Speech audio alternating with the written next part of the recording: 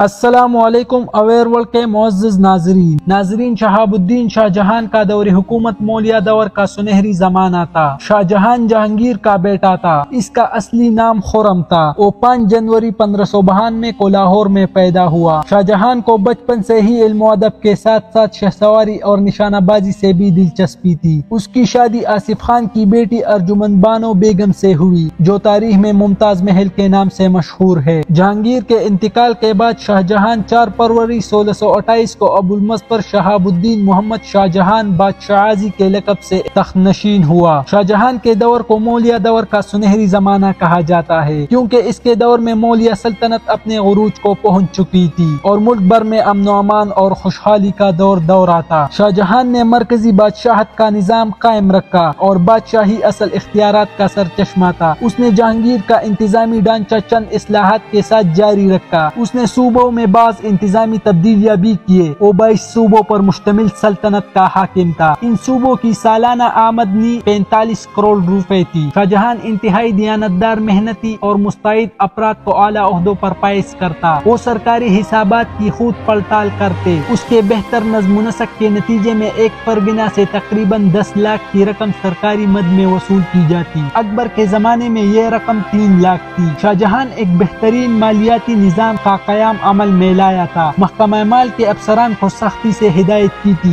کہ کسانوں سے اچھا سلوک کرے۔ آمدنی کے بڑے ذرائع میں جائیداد کی خرید و فروخت کا محصول، مختلف پیشوں اور تجارت پر ٹیکس، ہندوں پر ٹیکس، سرکاری فیس، چندے اور تحائف وغیرہ شامل تھے۔ نظام انصاف کو مؤثر بنانے کے لیے شاہ جہان اہل اور قابل قاضیوں کا تقرر کرتا تھا۔ تمام لوگوں کو یکساں حیثیت دی تھی۔ مجرموں کو عبرتناک سزائیں دینے کی وجہ سے جرائم کم تھے۔ آخری اپیل بادشاہ کو کی جاتی۔ شاہ جہان نے بدھ کا دن انصاف کے لیے مقرر کیا تھا۔ فوجیوں کی کل تعداد تقریباً 4,40,000 تھی۔ صوبے انتظامی طور پر کئی اکائیوں میں تقسیم کیے گئے تھے۔ اہم صوبائی افسروں میں صوبیدار، صوبائی دیوان، فوجدار اور کوتوال وغیرہ شامل تھے۔ شاہ جہان نے فتوحات کے ذریعے مولیہ سلطنت کو وسعت دی تھی۔ شاہ جہان نے دکن کے خلاف جارحانہ حکمت عملی اپنائی۔ یہاں کی اکثریتی آبادی شیعہ مسلمانوں پر مشتمل تھی اور یہ لوگ مغلوں کے خلاف تھے۔ یہ لوگ شاعران کو اپنا محافظ سمجھتے تھے اور مغلوں کے خلاف مرہٹوں کی مدد کرتے تھے۔ ان وجوہات کی بنا پر شاہ جہان نے دکن کو فتح کرنا چاہا۔ اس نے احمد نگر کو فتح کرنے کے بعد بیجاپور اور گولکنڈہ کے حکمرانوں کو خط لکھا کہ بادشاہ کی بالادستی قبول کرے اور کئی ہزار فوج کے ساتھ بادشاہ خود وہاں تشریف لے گیا۔ باہمی معاہدوں کے بعد یہ علاقے مولیہ سلطنت کے زیر اثر آ گئے۔ شاہ جہان نے قندھار پر بھی قبضہ کیا، لیکن ایرانی حاکموں کی شدید مخالفت پر قندھار کا علاقہ ہاتھوں سے نکل گیا۔ اس نے وسطی ایشیا پر بھی نظریں مرکوز کیے، لیکن وہاں کامیاب نہ ہو سکا۔ شاہ جہان نے پرتگالیوں کو شکست دے کر ہندوستان کو یورپی اقوام سے محفوظ بنانے کی کوشش کی۔ اس طرح شاہ جہان نے اپنے آباء و اجداد کی نسبت ہندوستان کی سلطنت میں خاطر خواہ اضافہ کیا۔ مولیہ تاریخ میں شاہ جہان ایک ایسا بادشاہ گزرا ہے جس نے تعمیرات میں بے حد دلچسپی کا اظہار کیا۔ تعمیرات میں دلچسپی کے حوالے سے شاہ جہان کا خصوصی مقام حاصل ہے۔ شاہ جہان کو بجا طور پر عمارت سازی کا بادشاہ کہا جاتا ہے۔ اس کا دور بلا شبہ فن تعمیر کا عہد زری تھا۔ وہ ایک بہت بڑا معمار فرمانروا تھا۔ وہ شان و شوکت کا بڑا شوقین تھا۔ اس کے دربار کی شاندار اور پرشکوہ عمارت اس کے عہد کے فنی کمالات کا نہایت اعلیٰ نمونہ ہے۔ وہ برصغیر پاک و ہند کا ایک عظیم ترین حکمران تھا۔ اس نے اپنی سلطنت کے طول و عرض میں بہت سی حسین و جمیل عمارتیں بنوائے۔ اس نے اپنے 30 سالہ عہد حکومت میں دلی، آگرہ، کشمیر، لاہور، قندھار، کابل اور دیگر بڑے شہروں میں بے شمار قلعے اور مساجد تعمیر کروائے۔ شاہ جہان کے عہد کی اہم عمارتوں میں آگرہ کا تاج محل انتہائی خوبصورت عمارت ہے، یہ جو دنیا کی 7 عجائبات میں شمار ہوتی ہے۔ اسے ممتاز محل کی یاد میں دریائے جمنا کے کنارے تعمیر کیا گیا، جو اس میں دفن ہے۔ یہ محل 17 سال کی مدت میں مکمل ہوا۔ دیگر عمارتوں میں موتی مسجد آگرہ، قلعہ آگرہ، شالیمار باغ لاہور، لال قلعہ دلی،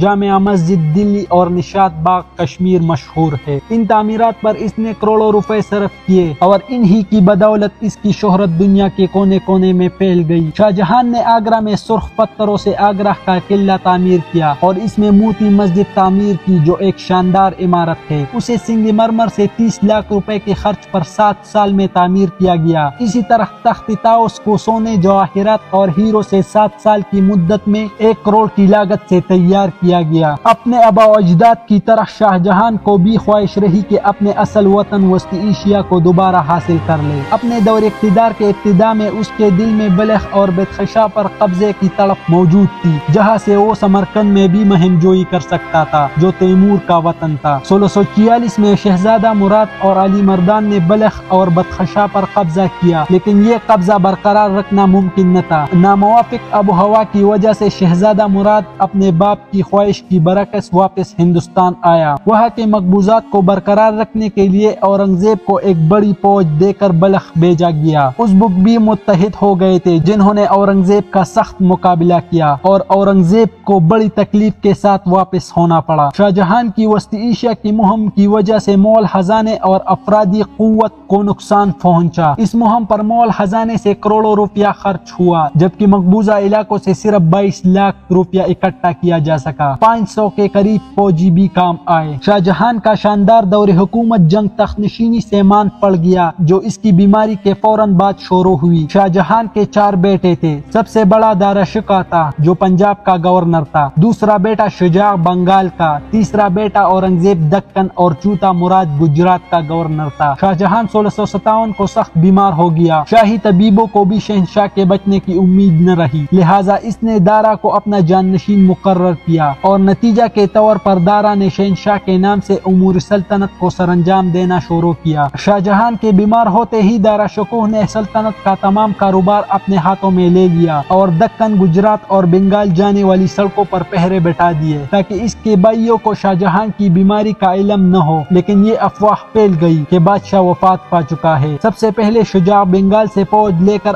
آگرہ کی طرف بڑھا، لیکن دارا کے بڑے بیٹے سلیمان شکوہ اور راجہ جے سنگھ نے بنارس کے قریب اسے شکست دے کر پسپا کر دیا اور اورنگزیب نے شہزادہ مراد کے ساتھ معاہدہ کر لیا اور طے پایا کہ فتح کی صورت میں وہ سلطنت تقسیم کر لیں گے۔ دونوں بھائیوں کی فوجیں آگرہ کی طرف بڑھے۔ شاہ جہان صحت یاب ہو چکا تھا، اس نے خود میدانی جنگ میں جانے کا ارادہ کیا، لیکن دارا نے اسے جنگ کے محاذ پر نہ جانے دیا۔ دارا نے شہر سے نکل کر انہیں روکا۔ ایک خونریز جنگ ہوئی۔ شروع میں دارا کا پلہ باری رہا، لیکن اورنگزیب کی جنگی تدبیروں کے سامنے اس کی کچھ نہ چلی۔ دارا نے شکست کھائی اور بھاگ کر آگرہ پہنچا اور وہاں سے دلی ہوتا ہوا لاہور پہنچ گیا۔ اورنگزیب نے آگرہ پر قبضہ کر کے شاہ جہان کو نظر بند کر دیا، جہاں اس نے 1666 میں وفات پائی۔